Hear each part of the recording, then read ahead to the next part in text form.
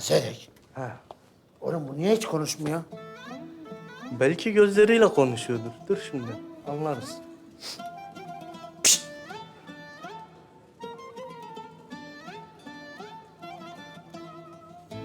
Yok, gözleriyle de konuşmuyor.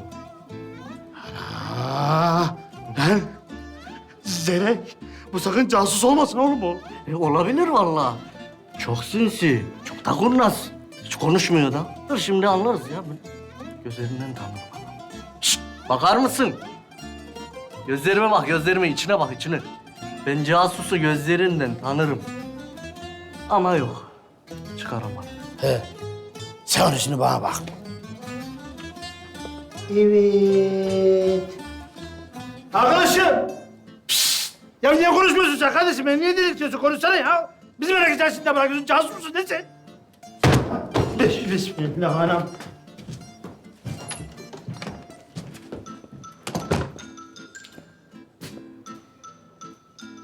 Oğlum siz ne yapıyorsunuz? Ha? Rahat bıraksanıza adamı. Hadi. Dışarıda bir sürü iş güç var. Hadi işinizin başına. Hadi. Hemen. Yemin ediyorum. Buna da selam veriyorsanız eğer ikinizi de önüme katar bütün İstanbul'u turlattırırım ha. Yürüyün lan. Yürü. Lan. Oğlum gülümsüyor. He, insanmış demek ki. Ya vallahi insanmış ya. Oğlum yürüsenize. Hadi. Hadi. Hadi. Hadi.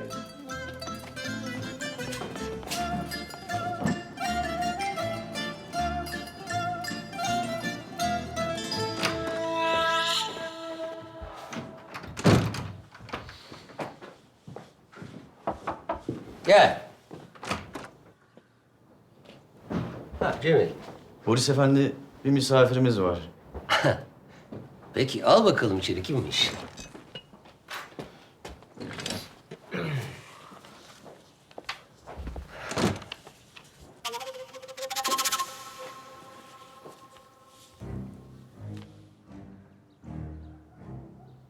Mecit. Hamdi'nin oğlu bizi ziyarete gelmiş Cemil. Polis efendi. Hoş geldin. Rahatlıkla konuşabilirsin. Polis efendi. Babamla zamanında bazı işler yapmışsınız duyduğum kadarıyla. Ne gibi? Gümrüksüz mal... İstanbul'a gümrüksüz mal getirdik. Evet, çok karlı bir iştir. Yanında güvendiğin adamlar olursa. Babanın burada olduğundan haberi var mı? Aa. Demek artık büyüdün. Delikanlı oldun. Kendi kararını kendin vermek istiyorsun, öyle mi? Seni anlıyorum aslında. Liman, hamallar insanı çok yorar. Alın teriyle para kazanmanın hiçbir kötü yanı yoktur, aksine. Ama istediğin gibi bir hayat yaşayabilir misin? Zor. Sen en iyisi bir babanla konuş. Dediğiniz gibi polis efendi. Kendi kararımı kendim verebilirim. Gerçek bir iş istersem uğrayabileceğimi söylemiştiniz.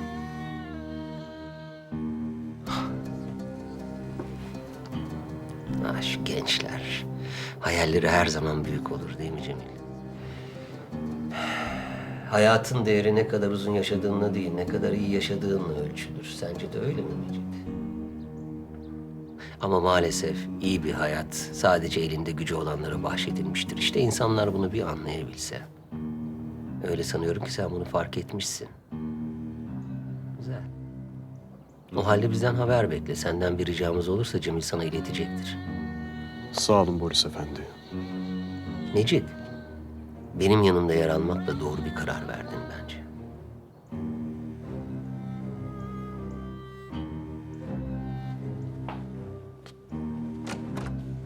Polis efendi, gümrük kaçakçılığı bizim için küçük bir iş, değil mi?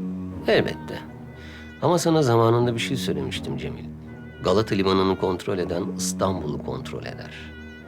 Belli ki Hamdi kocamaya başladı artık. Oğlu tek başına buraya geldiğine göre. Mecit hırslı, açgözlü bir çocuk. Açgözlülük insanı hakkı olmayan şeylere el uzatmaya zorlar. Ve insan o yola bir kere girdi mi, onu idare etmekten daha kolay bir şey yoktur artık.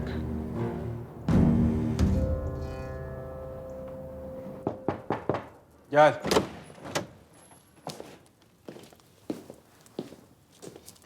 Rus sefiri Ivan Verbilo ve sefir yardımcısı Maxim Lebdev geldiler sultanım.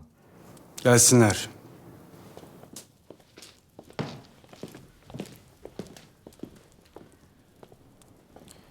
Padişah Hazretleri.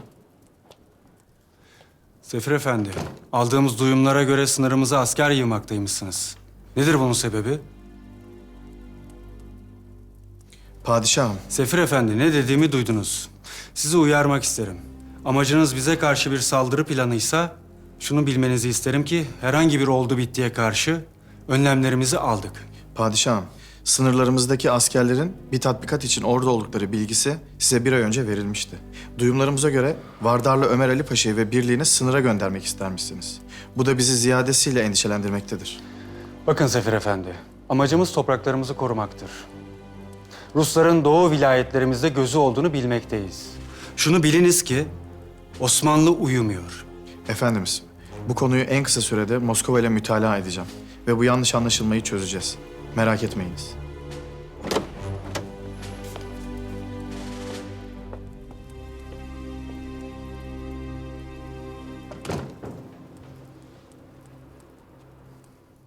Şaşkınlığı tabii görünüyordu. Tatbikatı önceden haber vermişlerdi sultanım. Belki gerçekten böyle bir emelleri olmayabilir. Vardarlı'yı sınıra göndermememiz, ilişkilerin iyi seyretmesi açısından müsbet bir adım olabilir. Sultanım, izin verirseniz. Bilirsiniz, Ruslar Akdeniz'e inmek için yüzyıllardır plan yaparlar. Sizin de buyurduğunuz gibi bir oldu bittiye gelmemek için bizim de önlemlerimizi almamız zaruridir sultanım. Âlâ. Vardarlı Paşa sınıra hareket etmek için birliğiyle ne zaman hazır olur? 2 gün içinde hareketlerini sağlayabiliriz sultanım. İyi. Gündüz yola çıkmayan, gece karanlığına razı demektir. Biz önlemlerimizi alacağız. Şunu iyi bilsinler ki, bu vatanın bir karış toprağında gözü olana haddi bildirilecektir. Takdir sultanımızın.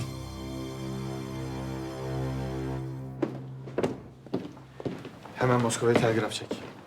Osmanlılar sınıra Vardarlı'yı gönderiyorlar. Tedbirlerini alsınlar. Sınıra daha fazla asker göndersinler. Emredersiniz. Gel. Gel oğul, gel. Otur.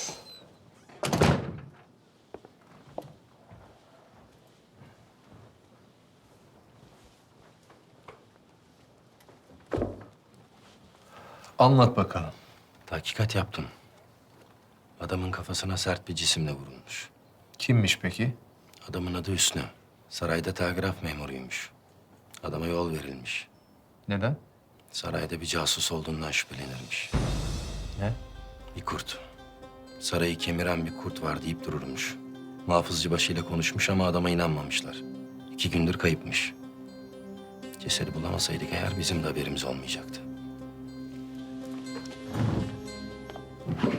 Nereye hocam? Saraya. Böyle bir şüphenin gölgesi bile varsa tahkikat yapmak gerekir. Anladım hocam.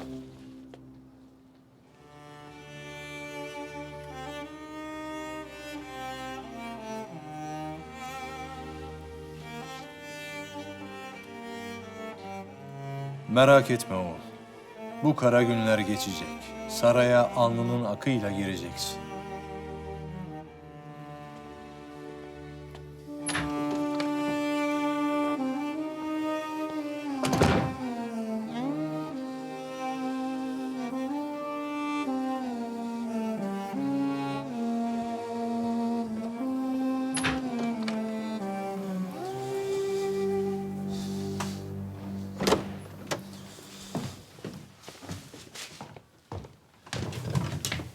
Otur evladım, otur.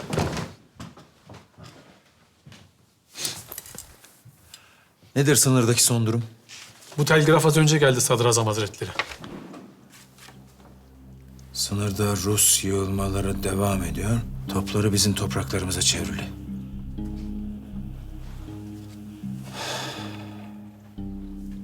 Sağ olasın evladım. İyi ki telgraf var. Hareketlerini hemen öğrenebiliyoruz. Eskiden öyle miydi? Telgraf bir nimet. Burada çok önemli bir iş başarıyorsun. Teveccühünüz Sadrazam Hazretleri.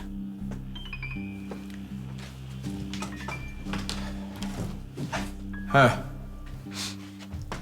Gelen istihbaratı hemen bize bildir evladım. Emredersiniz.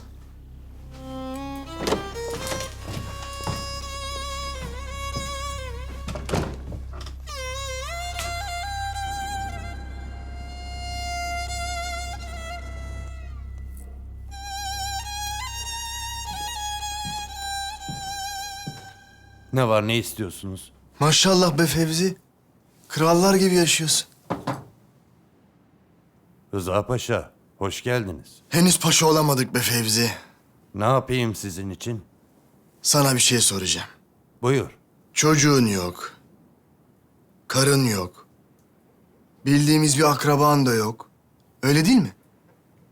Kader öyle istemiş, öyle oldu. Bu kader değil be Fevzi. Karını boğdurduğunu biliyorum. Bu işten de tereyağından kıl çeker gibi sıyrıldığını da biliyorum. Yıllar önce o dava kapandı. Sen 2 yıl önce tefecilikten elini ayağını çektin. Şimdi bu konakta gününü gün ediyorsun. Bak sana ne diyeceğim. Şu sabilere bak be.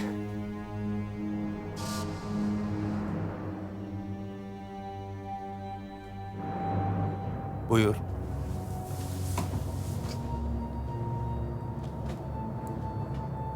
Vallahi zor durumdalar Fevzi.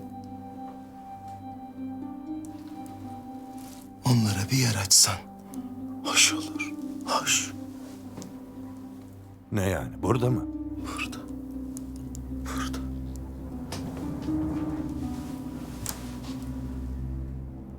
Olmaz öyle şey. Fevzi.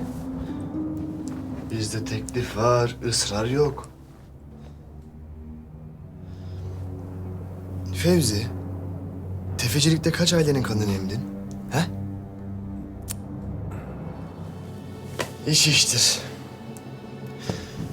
Şimdi iş gereği yurt dışına çıkacaksın.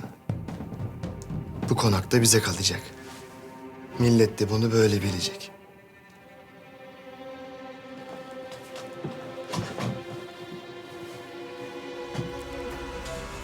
Millet öyle bilecek. Öyle.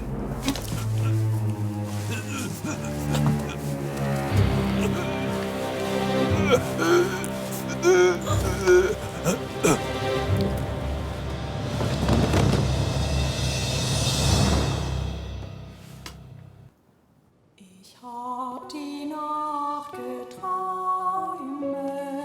wohl einen schweren Traum. Es wuchs in meinen Garten ein Rosmarinenbaum. Ein Kirchhof war der Garten, das Blumenbeet ein Grab.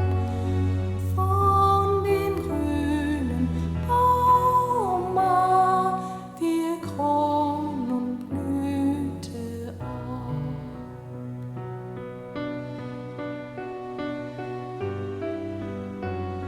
Die Blüten tät ich sammeln in einem goldenen Krug. Der fiel mir aus den Händen, dass in Stücke schlug. Da sah ich Perlen rinnen und Tröpflein rosenrot. Was mag der Traum bedeuten? Ach, Liebster, bist du tot.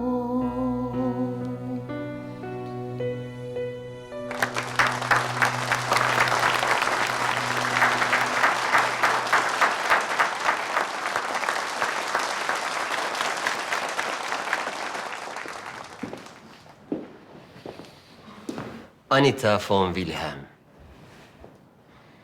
Evimize teşrif ettiğiniz ve gecemizi şereflendirdiğiniz için size teşekkür ederim.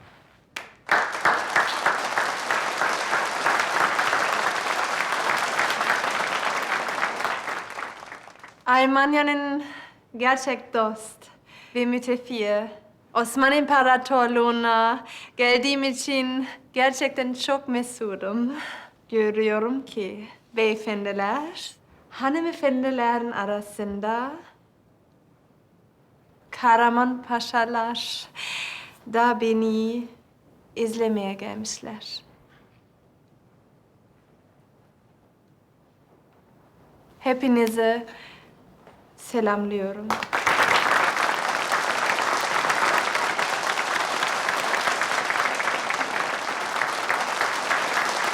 Lütfen size kızımı tanıştırmam için izin verin.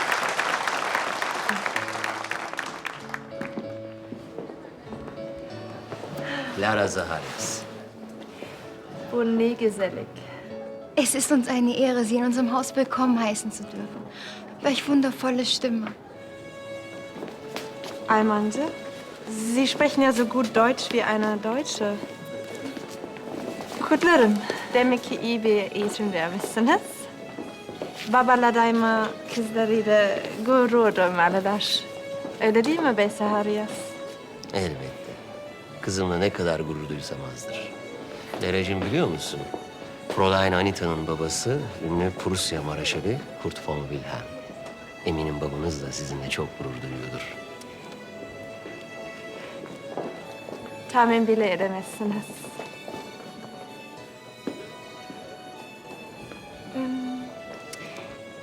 Şimdi belki beni şu Kahraman Paşa ile tanıştırırsın.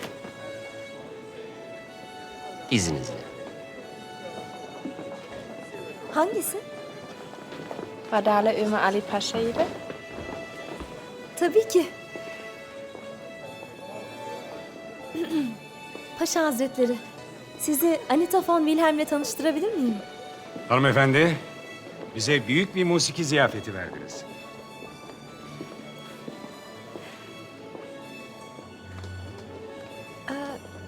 Müsaadenizle. Müsaade sizin.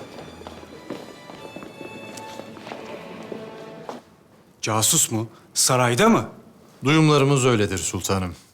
Müsaadeniz olursa muhafız başınız ile bu hususta konuşmak isterim. Emin misin Gıyasettin Efendi? Sultanım, böyle bir şüphenin gölgesi dahi sarayın üzerine düşmüşse onu bulup aydınlatmak bizim boynumuzun borcudur. Muhafız başım. Esat Paşa, Emredin sultanım. bütün gücünüzle ve askerlerinizle Gıyasettin Efendi'ye destek olun. Eğer böyle bir şey doğruysa sarayı baştan aşağı temizlerim, haberiniz ola. Ferman padişahımızındır.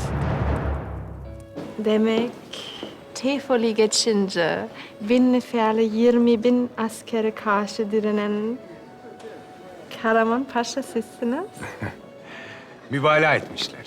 Avrupa'nın en büyük gazetelerinden aylarca manşetlerinden inmediniz. Babam en büyük hayranlarınızdan. Babanız? Mareşal von Wilhelm. Elbette. Namını duymuştum. Hatta Padişah Efendimizin izniyle gelecek ay Almanya'da onunla buluşacaktık. Elbette. Babam bundan söz etmişti. Sabırsızlıkla sizi bekliyor.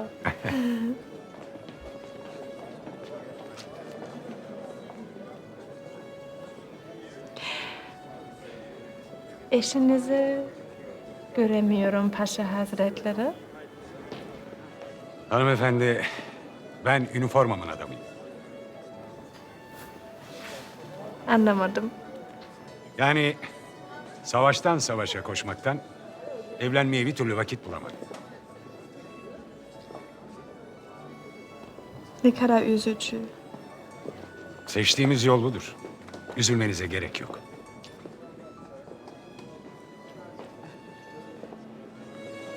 Kaldığım otel. Hera. Bu gece beni ziyarete gelirsiniz. Hanımefendi, sizi hayal kırıklığına uğratmak istemem ama Aa.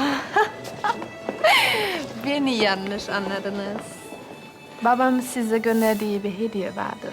Size onu takdim etmek istedim. Tamam öyleyse. Bu akşam uğrar alırım.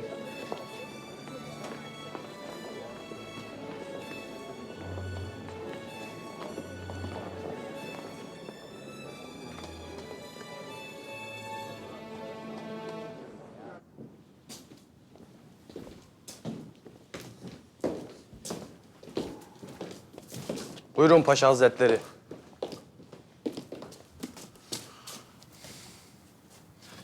Sadece bir tahkikat yapacağız.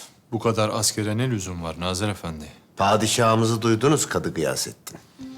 Müsaade edin kendi zabitimle girip tahkikatı yapayım. Ben de geliyorum.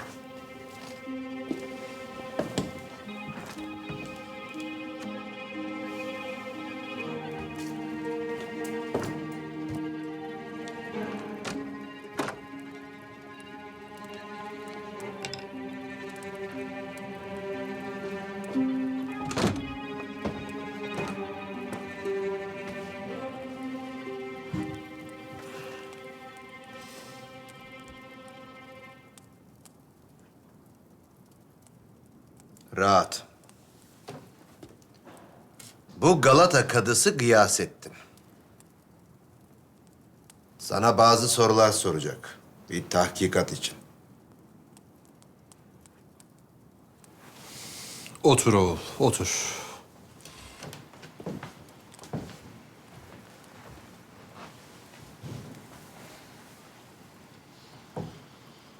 Tahkikat deyince hiç şaşırmadın. Tahkikat hangi hususta? Telgraf memuru Hüsnü. Öldürülmüş.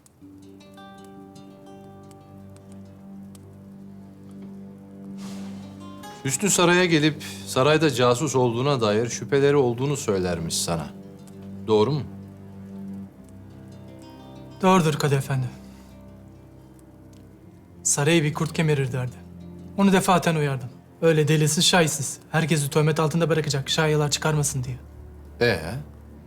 O ısrarını sürdürdü Kadı Efendi. Sen de onu azlettin. Yok, ondan değil. Bir gün padişahın odasına zorla girmeye çalışırken yakaladım. O gün onu azlettim. Burhan, biz sarayda casus olduğunu ve o casusun Hüsnü'yü öldürdüğünü düşünmekteyiz. Sarayda casus falan yok Kadı Efendi. Hüsnü'yü casus öldürmedi.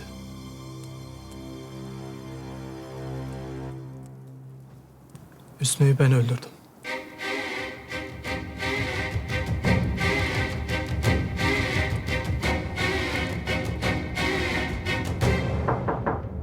Gel.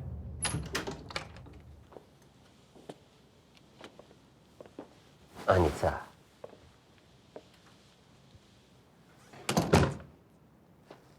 Kim inanır ki Avrupa'nın en ünlü şarkıcısı bir casus olsun? Güzelliğiniz ve yeteneğinizle bütün kapıları açıyorsunuz. Size hayranım. Lütfen buyurun. Boris.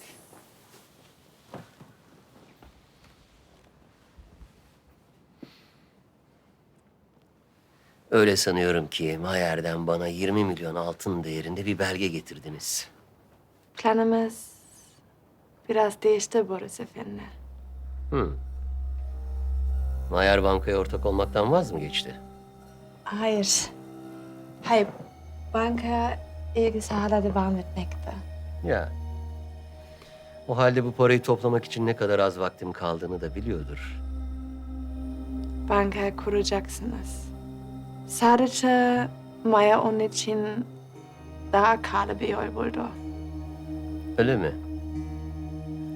Nasıl? Bir Osmanlı-Rus savaşı.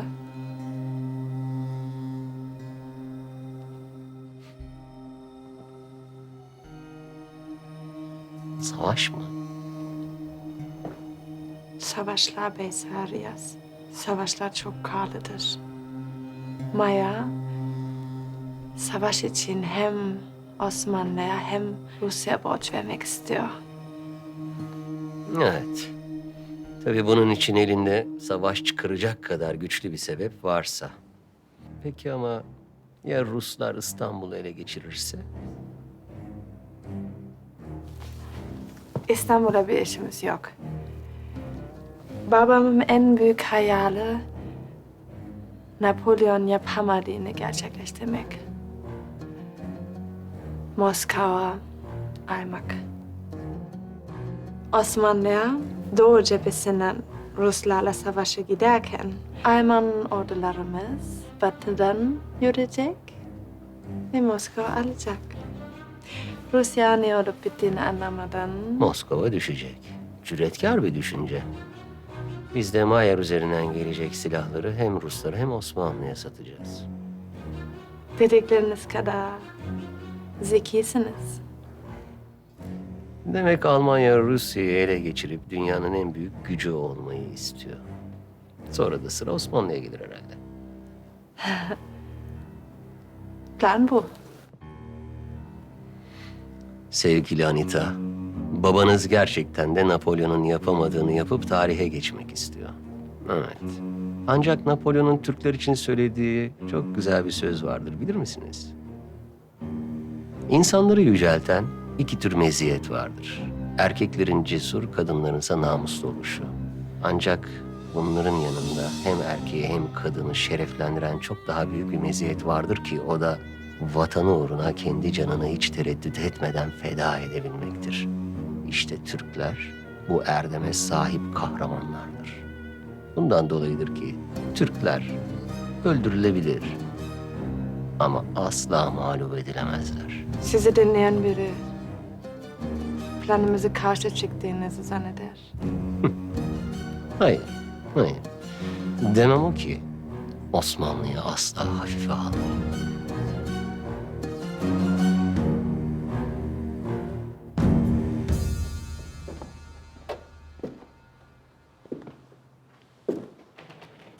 Bir kez de anlat bakalım. Hadise nasıl vuku buldu? Müşir Efendi, 3. kez anlatıyorum. Hüsnü delinin tekiydi. Bir gün bana gizli bir mesaj yakaladığını söylemişti telgrafhanede. Son anda yakalamış. Kurt sarayın içinde. Kurdun sarayı kemir kemir yediğine inanırdı.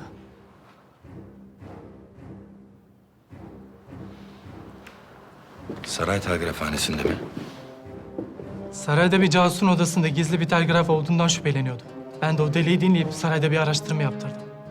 Netice? Bir sonuç çıkmadı. Sonra onu Padişah Efendimiz'e ulaşmak isterken yakaladım. Ve azlettim. Sonra? 2 gün önce yolumu kesti. Sana diyorum Burhan Efendi. Sarayda bir casus var. Tam yanı başımızda. Kurt sarayın içinde. Bizi için yiyor. Hüsnü, kes sesini. Sarayın içinde casus falan yok. Bu dediklerin duyulursa alimallah hepimizi tepe koyarlar. Ağzından çıkanı kulağın duysun. Ben duyduğuma inanıyorum. Saraydan gizlice mesajlar geliyor bize. Sen gözünün önünde her şey... Sen casus sensin değil mi? Yürü lan deli! Hüsnü! Hüsnü! Hüsnü! Hüsnü!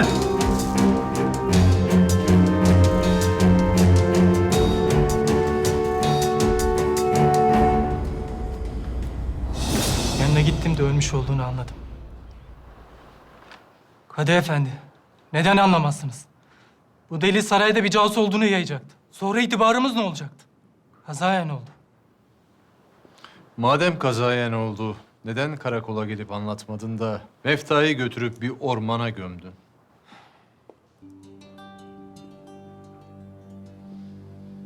Gazanfer, Üsküplü.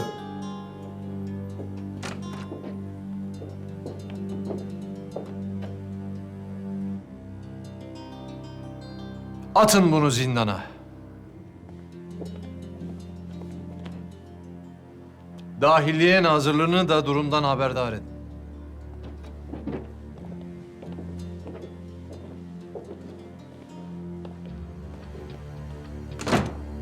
Mustafa'm, Bir daha bakın. Nasıl bir darp neticesinde olmuş. Burhan'ın dedikleri doğru.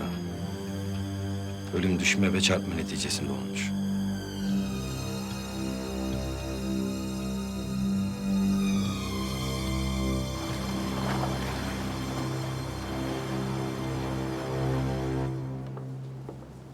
Burada huzur buluyorum Mustafa'm.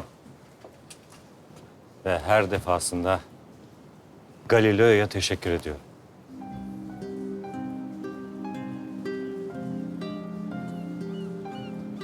Adam buna güvenip kiliseye baş kaldırmış. Düşünebiliyor musun?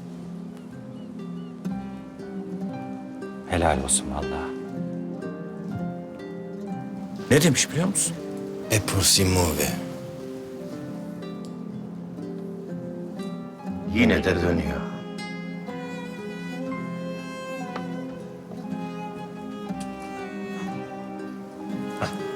Mustafa, gel.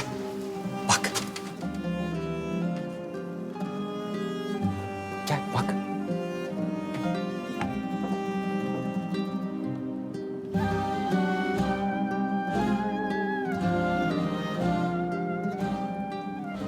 Bu da Şimai Yemaniye. Muhteşem. İlk bakışta tek gibi görünse de aslında bunlar çifttir Mustafa'm. Kur'an-ı Kerim'de adı geçen bir yıldızdır Şira. Eski Grekçe'de de Sirius. Sirius. Dünyadan görünen en parlak yıldız.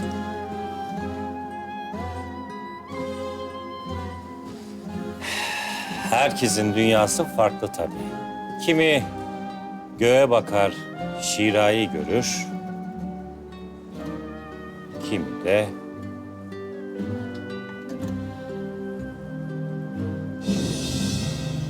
Lara.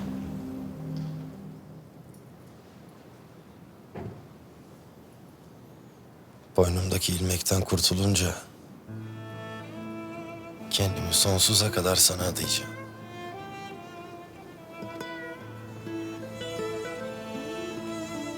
Birlikte yıldızlara uçacağız. Zaman bile bizi görünce duracak.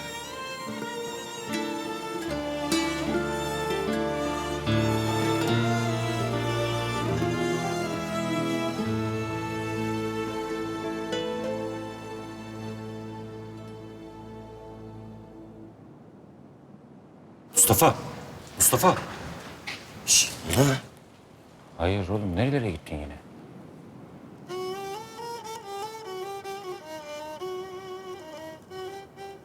Sorma. Sormayayım. Hadi kalk işlerimize bakalım.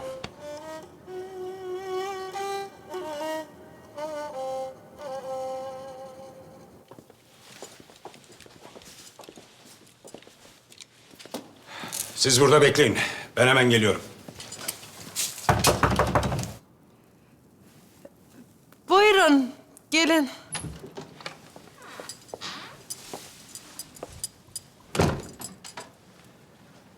Fazla rahatsızlık vermeyelim size.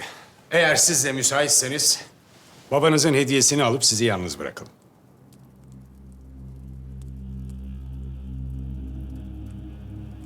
Bayan Anita.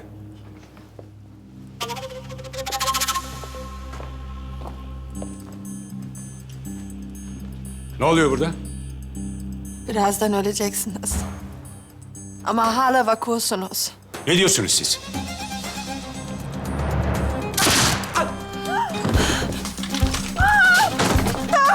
İmdat! İmdat! Katil! İmdat! Koşun! Pencereden kaçtı! Nereden ne varım? Rusça varım! Biri silahıyla ateşledi! Ah!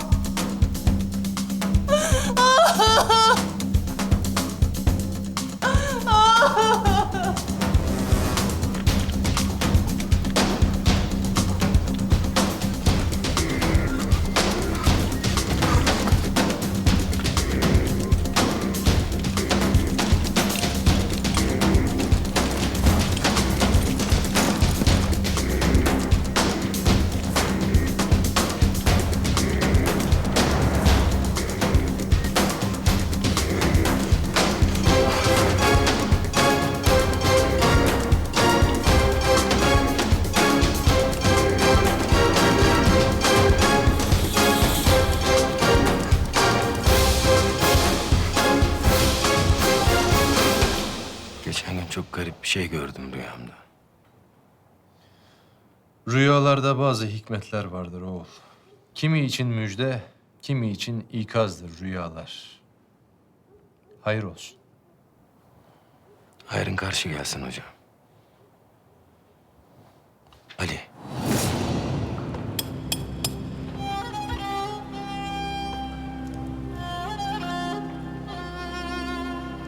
Hayırdır Mustafa? Çok mu meraklısın gitme? Kalk Mustafa. Kalk.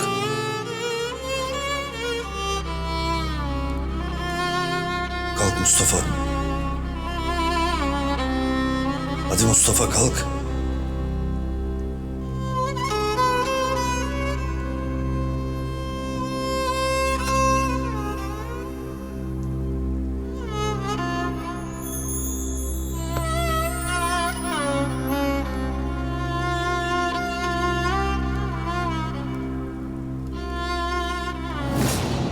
Beni bul diyordu.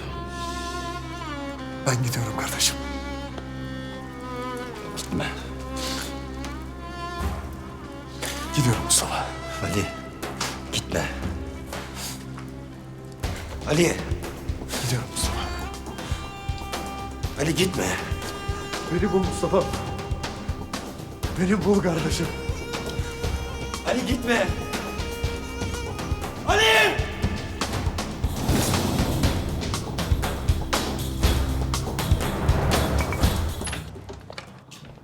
Kadı Efendi. Çok kötü bir şey oldu.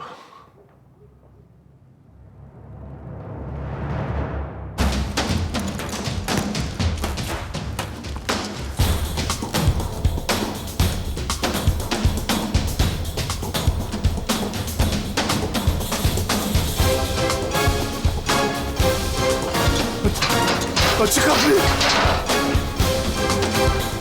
Aç.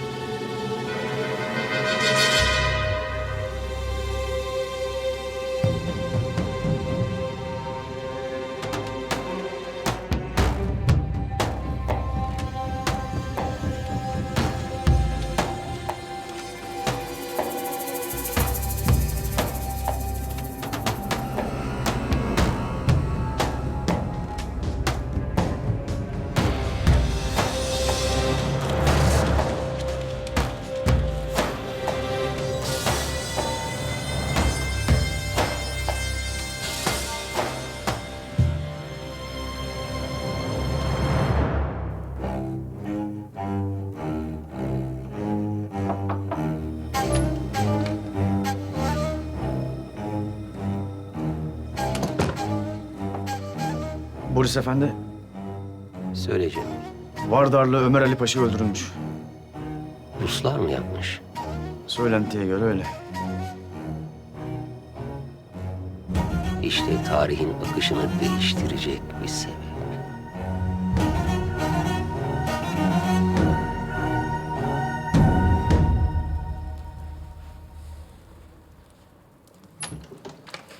Dur Kadı Efendi.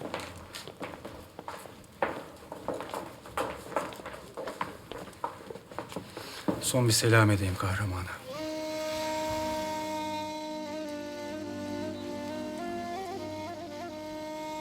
Makedonya dağlarının soğuğundan, Sina çöllerinin sıcağından, Ege'nin denizinden, onlarca çarpışmadan yüzün akıyla çıktın. Ölüm seni Galata'da beklermiş Vardarlı.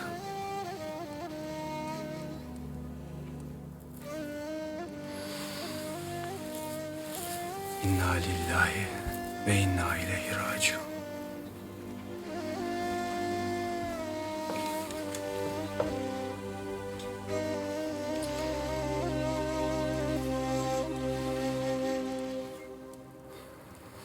Kim yapmış? Sultanım, görgü tanıklarının ifadelerine göre Sergey Yerkov adında biri. Rus sefaretinde 1. katip. Askerlerimiz onu sefarete kaçmadan öldürdüler.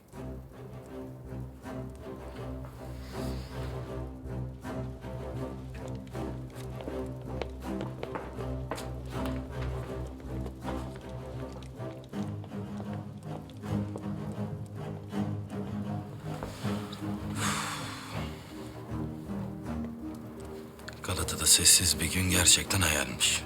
Hayırdır oğul? Ne düştü aklına? Garip bir hal var. Adamın biri içeriye giriyor, Anita ile yardımcısını rehin alıyor.